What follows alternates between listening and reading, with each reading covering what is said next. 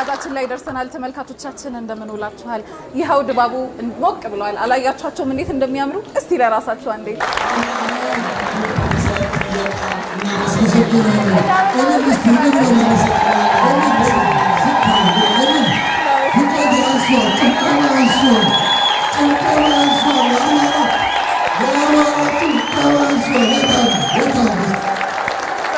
ተመልካቾቻችን የምንገኘው 44 የአብሮ አደግ ማህበር እንግዲህ ድግሳቸውን ድግስ አድርገው እኛን ጠርተውናል። ምንድነው እንዴት ነው ኬክ ነው እንላችኋለን። አብራችሁ እንድትቆዩ ጋብዛችኋለን። እንግዶቻችን እየጠበቁን ስለሆነ ወደዛ እናመራለን። አብራችሁ እንድትቆዩ እጋብዛችኋለን። ያላችሁ ያስተላልፋችሁ ቦታ እንዲይዙ አድርጉ። ተመልካቾቻችን እንዴት ውላችኋል? ያው ተመልሰን መተናል። እንግዶችን ማብረውኛቸው እንተዋወቃቸውና ታሪካቸውን እንሰማለን። ለእኛም ይጠቅመንን ትምህርት እንቀስማለን። አብራችሁ እንድትቆዩ ጋብዛችኋለሁ። የመጀመሪያ እንግዳይን እንተዋወቅን። ማን ልበል? ሀሊማ ሐሰን። እሺ፣ ለዚህ ማህበርስ ምንድነው? ለማህበሩ እኔ የኖርኩበት ልጆቼ ናቸው። ለመጀመሪያ ደረጃ ማመስገን የምፈልገው ያዕቆብ ነጋሽ መቶ አለቃን በጣም አርጌ የልጅ የትንሽ ትልቅ ነው አመሰግነዋለሁ። ያዕቆብ ማለት እሱ ነው አይደል? አረ ያዕቆብ እየተመሰገንክ ነው። አዎ፣ ምክንያቱም ቤዝ ነው እሱ ለዚህ ለማህበሩ እንደ ቀላል ነገር ነው። ያዕቆብ ነጋሽ በጣም ጥሩ አለን። አንድ ነገር ብለህ የሄንበት ሰፈር እኛ አዲስ ነን፣ ተለያይተን የማናቀው ድንገት ተለያየን። ድንገት ግማሹም ሄደ። በዚሁ በመለያየት መሀል የሞቱትም አሉ፣ የሞቱም ከወጣትም ከዋቂም አሉ። ያን ሁሉ ግን አንድ ሰው ሞተ ሲባል እድር አያሰኝም። የሰፈራችን የ44 ትውልድ ግልብጥ ብለው ነው የሚመጡት። ኬት ገላን ተደውሏል ተለቋል በፌስቡክ ላይ ሲባል ወዲያው እንደ ፖሊስ ፈጣኖች ናቸው ካለው ከእርዳታው ጋር። ስለ እውነት ነው። አላህ ደግሞ እውነትን ይወዳል። በጣም አመሰግነዋለሁ። እንዲሁ ትውልድ 44ም በጠቅላላ ሳይጠራጠሩ እናቶች፣ የልጅ ልጆች በፍቅር ስለመጡ የዛሬዎችን እንግዶቼ ደግሞ እኔ የመጀመሪያ ነው። በጣም አመሰግናለሁ። ለተመልካቾቻችን ግልጽ እንዲሆን 44 ቀበሌ በተለምዶ ወደ ስልጤ መስጊድ አካባቢ ካልተሳሳትኩኝ አይደል? ወደ ጥቁር አንበሳ አካባቢ ያለ ሰፈር ነበረ። የዛሬ 10 ዓመት አካባቢ ወደ መፍረስ ሄደዋልና አሁን ላይ የለም፣ ግን እነሱ አሉ። ማህበራቸውን ይኸው ቀጥሏል።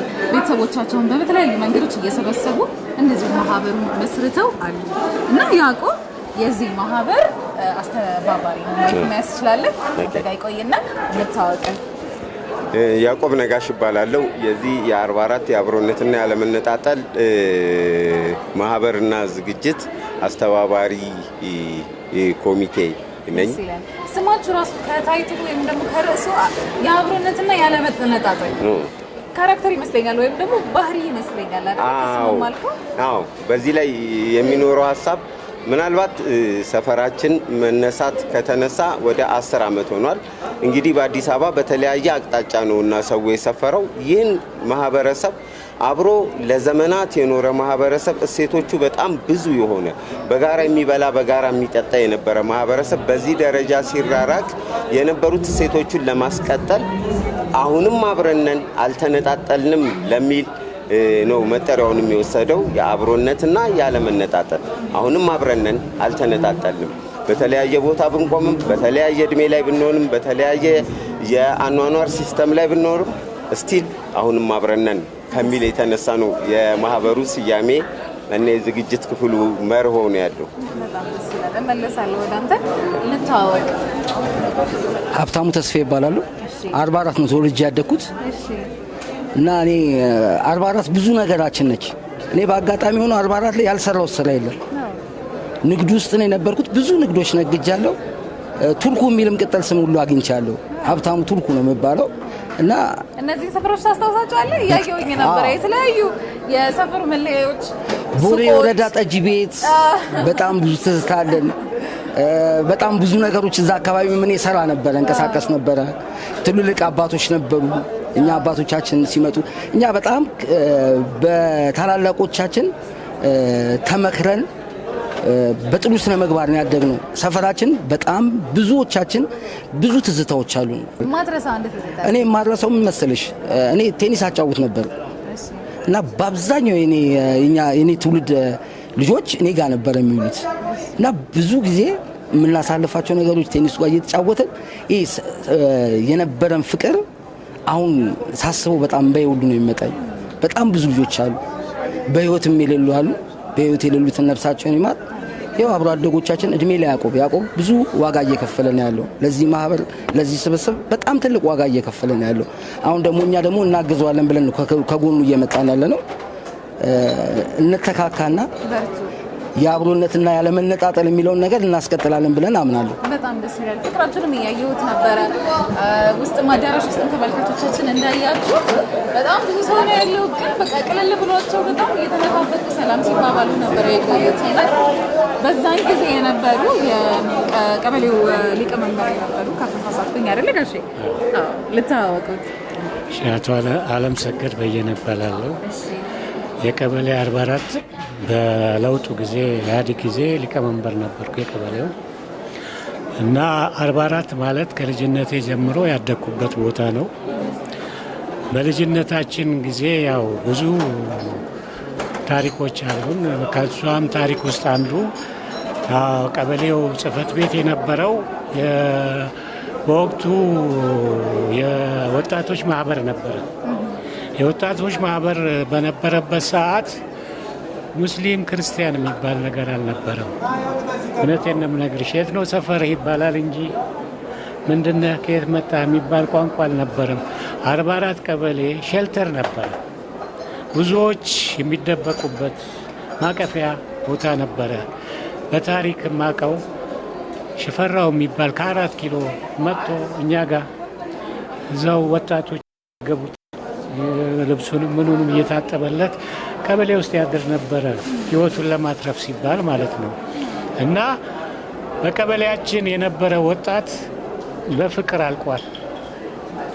ያልተነካ የለም። ግን ያ ፍቅር የነበረው አንድነት አሁን ድረስ ቀጥሏል። ለታናናሾቻችን ደሙ ተላልፏል። በጣም ነው የተደነቁ። በጣም ነው ማደንቃቸው ነው ያዕቆብን። ምክንያቱም ከነሱ እኛ ነበር የሚጠበቅብን። ከነሱ መገኘቱ ታላቅ ኩራት ነው። ለ44 ታላቅነት ኩራት ነው። ሁለተኛ 44 በልብ ውስጥ የተሳሰረ እንጂ በደም ውስጥ የገባ እንጂ ቦታው ለልማት ቢነሳም ልቡ አልፈረሰም። በልብ ይተዋወቃል፣ በልብ ይገናኛል። ከየትም እየተደዋወልን ውጭም ያለ ሀገር ውስጥም ያለ ሌላ ሀገር የሄደ እየተደዋወልን እንጠያየቃለን። በፌስቡክም በምንም አንለያይም እስከ መጨረሻው እና ለኢትዮጵያ አርአያ የሚሆን ቀበሌ ነው። ይኸው እንደምታየው ውስጥ እኔ በመሳሳብ እኔ ጉንጭ ያልቋል ማለት ይችላል። አሁን እዚህ ውስጥ እውነቴን ነው የምነግርሽ። ያም እየመጣ ሲጨብጠኝ ያም ሲለኝ ከዚህ የበለጠ ፍቅር ይገኛል? ከየትም አይገኝም። እና ታላቅ 44 ወደፊትም የሚቀጥልና ለኢትዮጵያ ሪያ የሚሆን ነው። አመሰግናለሁ። በጣም ይገባቻል። በጣም አመሰግናለሁ። በጣም የሚገርመው 44 አገር ውስጥ ብቻ ሳይሆን ከሀገርም ውጭ ወጥተው ልጆቻቸው ማህበሩን እየደገፉ ነው የሚል ነገር ሰምቻለሁ። እውነት ይሁን ውሸት አንተ ታረጋግጥልኛለህ? እንታወቅ። ስሜ እያሱ ተሾመ ይባላል። ያደግኩትም 44 ነው። ዲቪ ደርሶኝ ብሄድም የዚህም የእድሩም የማህበሩም መስራች ነኝ። በአባልነትም እንደ አባል ሆኜ አግዛለሁ። በዚህም 3 ጊዜም ያው ቫኬሽኔን እያስተካከልኩ መላ የ44ን ሰው የማገኝበትም ጊዜ ስለሆነ እኔም ጥምቀትንም እችን ቀኗንም አመቻችቼ ወደዚህ የምመጣበት አንዱ ምክንያቱም ከሁሉም በላይ ይህም ዝግጅት ነው። የጠፋውን ሰው ሁሉ አገኝበታለሁ። ረጅም ጊዜ ያላገኘኋቸውን ሰዎች ከፌስቡክም ውጭ የሌለውን ሰው እዚህ የማገኝበት ነው። መቼም ያው እናቴ ፌስቡክ ላይ ባትሆንም በቤቢ ፌስቡክ አገኛታለሁ። ግን ያው እንዲህ በአካል ማግኘቴ ለእኔ ማየቱ በጣም ትልቅ ነገር ነው።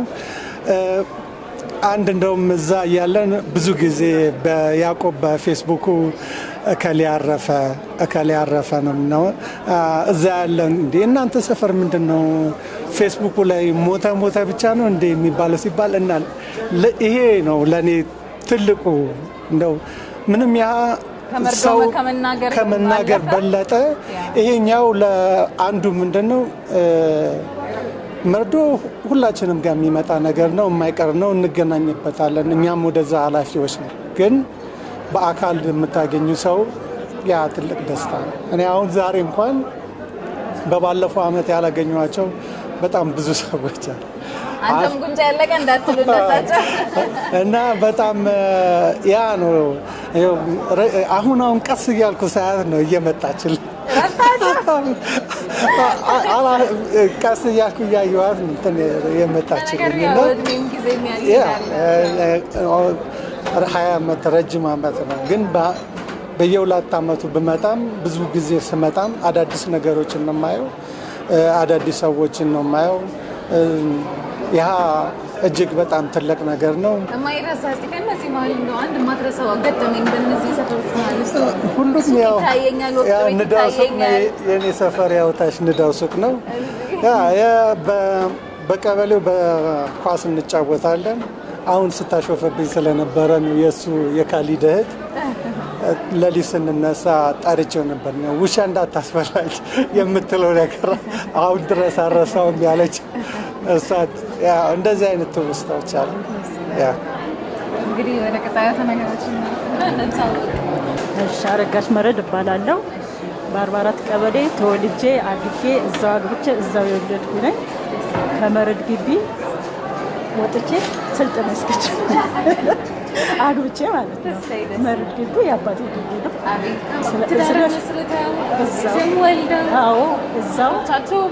አዎ ልጄንም አስመርቄ ነው ከ44 ቀበሌ በመልሶ ልማት ይሄድ ነው ማለት ነው። አሁን 44 እውነትም 44 አብሮ አደግ አልተነጣጠለም። አሁንም አልተነጣጠለም። ህዝቡም አልተነጣጠለም። እድሜውን ያርዝመው ያቆም። እውነት የራሱን ቴክኒክ ፈጥሮ ፌስቡክ ባያመጣ ማንም አይገናኝም፣ ማንም አይቀበል።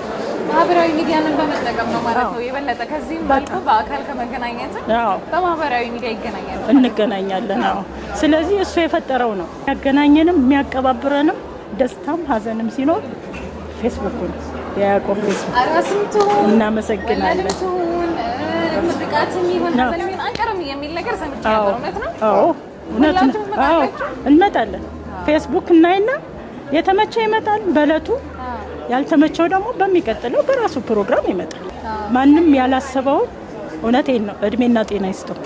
እናመሰግናለን። ያዕቆብ እንግዲህ በጣም ብዙ ግዴታዎች አሉብህ ብዬ አስባለሁ። ከምርቃትም አልፎ ምስጋናም አልፎ ቁም ነገርም ስላለው ጉዳዩ ቆንጆ ትምህርት ነው ያገኘነው ብዬ አስባለሁ። ተመልካቾች እንግዲህ ብዙ ሰፈሮች አሉ በፍቅር ምሳሌ መስጠት፣ በአንድነታቸው ምሳሌ መስጠት፣ የተለያዩ ሰዎች ደግሞ እስከዛሬ ድረስ የሚገናኙበት የ44ም አንድ ምሳሌ ነው።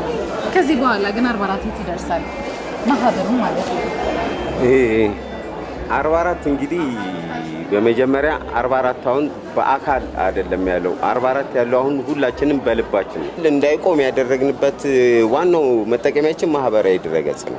ማህበራዊ ድረገጽ ቅድም እንደነገርኩሽ ሰው በጣም ተደጋግፎ የጋራው ነገር የበረታ ማህበረሰብ ነው። በጋራ የሚበላ በጋራ የሚጠጣ ነው። ሀዘኑ የጋራ ነው፣ ደስታው የጋራ ነው። ስለዚህ እንዲህ ሲበተን ሀዘኖችም አይደርሱም፣ ደስታዎችም አይደርሱትም። ስለዚህ ያንን ማህበረ ገጽ 44 ብቻ የሚል ግሩፕ ከፈትንና አዲስ ትውልድ ወደዚህ ምድር ሲመጡ ሲወለዱ ይሄው አዲስ ሶስተኛው የ44 ትውልድ እየተቀላቀለ ነው ብለን ለማህበረሰባችን እናስተዋውቃለን። ሄዶ የሚጠይቀው ይጠይቃል። ሰዎች ሲያርፉ፣ ሲሞቱ፣ ሲለዩ የቀብር ሰዓት፣ ቦታ፣ የመኖሪያ አድራሻ ፖስት ይደረጋል። ሰዎች በዛ አጋጣሚ አሁን ዘሆል የ44 ማህበረሰብ እሱን ፔጅ እየተጠቀመ አሁንም በጋራ ያዝናል፣ በጋራ ይደሰታል።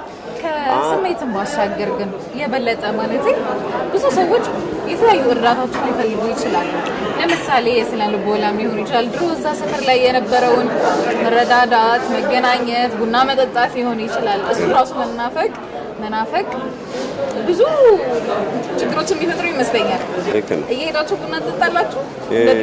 አዎ አላቅ ምናልባት የኛን ተመክሮ ሌሎች የአዲስ አበባ አካባቢዎችም እንደ ተመክሮ ቢጠቀሙት መልካም ነው ብዬ አስባለሁ። እንደውም ከኛ በተሻለ ብዙ ጊዜ አሁን አዳዲስ ቦታዎች ለመልሶ ማልማት ሲነሱ ከሞላ ጎደል አንድ አካባቢ ነው የሚሆኑት። ድሮ ግን እኛ እንኳን ከዛ ሁሉ ሆነን ስቲል ውስጣችን ያለው ነገር እንዳይፈርስ እንዳይጠፋ አድርገናልና ሌሎች የአዲስ አበባ አካባቢዎችም ከአንድ ቦታ ላይ ተነሳ ማለት ህይወት ቆማ አይደለም። እሴቶች ቆሙ ማለት አይደለም። ውስጥ ያለው የጋራ እሴት አሁንም አብሮ ይቀጥላል እና ለምሳሌ እድሜያቸው የገፋ እናቶችን ሄደን እንጠይቃለን። ሄደን ከመጠየቅም ባሻገር ምናልባት በአቅማችን ጉድለታቸውን ለመሙላት የምንችለው እናደርጋለን። እንደ ማህበር ስንሰበሰብ በወር አንዴ በሁለት ወር አንዴ ስንሰበሰብ ሰው ሲበተን በየአቅጣጫው ሲሄድ የመጀመሪያ ስራው በዛ አካባቢ ያሉ የደከሙ ሰዎችን መጠየቅ ነው፣ ሰላምታ ጭምር። አንዳንድ ጊዜ ሰላምታም ይናፍቃል እና ሄደው ያሉ እናቶቻችን በጣም የተጎዱት በር ከፍቶ እንዴት አደራችሁ የሚላቸውንም እያጡ ነው። አዲስ ሰፈር ሲሄዱ ለዛ አካባቢ አንድ እድሜ ጠገብ እናት ናቸው እንጂ የስጋ የጋራ ቁርኝት ያላቸው አይደሉም። እዚህ ከበራቸው ወጣ ብለው የፈለጉትን ያዛሉ፣ የፈለጉትን ይልካሉ፣ ከፈለጉት የፈለጉትን ነገር ይወስዳሉ። ከገበያ ሲመጡ አስፋልቱ ላይ ቆመው የመጣ ሰው ወደ መንደር ውስጥ የሚገባውን ሰው በሙሉ ያሸክማሉ። አሁን ግን እንግዳ ሆኑ። ይሄን ባይተወረነታቸውን ለመሸፈን በተወሰነ ጊዜ እየሄድን ሰላምታ እንለዋወጣለን። ጉድለታችንን በአቅማችን ለመሙላት እናስባለን እና ከዚህ ጋር በተያያዘ ነው ይሄ ማህበር ወደ አክሲዮን ማደግ አለበት። ምክንያቱም በየወሩ ከኪስ እየወጣ ሰውን ማቆም መደገፍ በጣም ከባድ ስለሚሆን ራሱን የቻለ ገቢ ማምጫ መፍጠር አለበት። እናቶችን በአቅማቸው ሊሳተፉበት የሚችሉት አቅመ ደካማ የሆኑትን ግን ባሉበት የሚረዱበትና የሚጦሩበትን እርዳታ አይደለም ስሙ መጦር ነው። መጦር ግዴታችን እንደሆነ ስለምናምን ጡረታቸውን ልናስከብርላቸው እኛው ራሳችን በምንፈጥረው የገቢ ማግኛ የልማት መስክ ለመሰማራት ነው አሁን ወደ አክሲዮን እያሳደግን ያለ ነው ይሄን ማህበር። በቀጣይ እንግዲህ ትልቁ ስራችን ይሄን አክሲዮን አቁሞ የደከሙ እናቶችን ጡረታቸውን መስጠት፣ አቅም ያላቸውን በባልትና ሊሆን ይችላል፣ በሌሎች የሙያ ዘርፎች ሊሆን ይችላል፣ እንደየእድሜ እርከናቸው የቢዝነስና የገንዘብ ማግኛ መንገዶችን መፍጠር ነው ትልቁ ዓላማችን። እንግዲህ መንግስትም ምናልባት ይሄንን በጎ ዓላማና ማህበረሰባዊ ጥቅምን በማሰብ ከጎናችን ይቆማል ብለን እናስባለን። በጣም ደስ ይላል። እኛም እንግዲህ አክሲዮናችሁ ሲመሰረት እንመጣለን ብለን ተስፋ እናደርጋለን። እስከዛ ድረስ ግን እንደው በምርቃት ብንወጣ ምን ይመስልሃል? አይመርቁንም እንዴ? እመርቃለሁ እንጂ እንዴ በሚገባ። እኛም አሜን እንላለን። እንግዲህ ለዚህ ያበቃን ጌታ ደግሞ አላህ መጨረሻውን ያብጅልን። ልጆቻችንን ውጭ ያሉትንም እዚህ ያሉትንም አሁንም ደግሜ ይሄ እንግዳውን ልጅ ትንሹ ልጅ ኢያሱን ተሾመን በጣም አመሰግናለሁ። እድሜ ይስጠው። አንገፋውን ደግሞ ያዕቆብ ነጋሽን መላ ለዚህ ለማህበር የታጠቁትን በሙሉ አመሰግናለሁ። አይለየን። እኛም በጣም እናመሰግናለን። ተመልካቾቻችን የፋና ቀለማት የቤተሰብ ጥያቄያችን ይሄንን ይመስል ነበረ።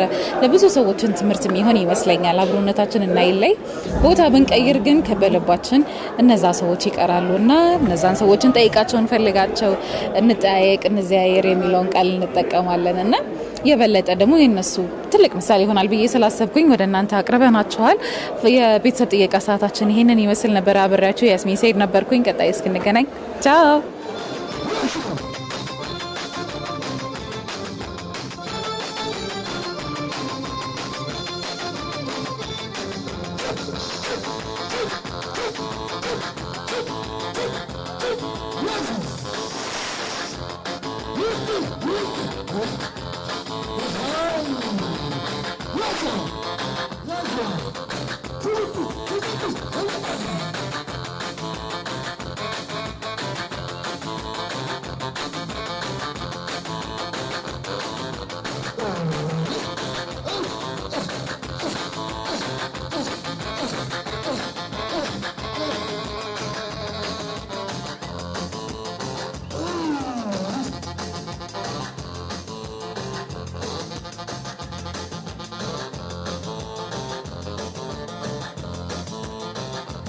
Woo!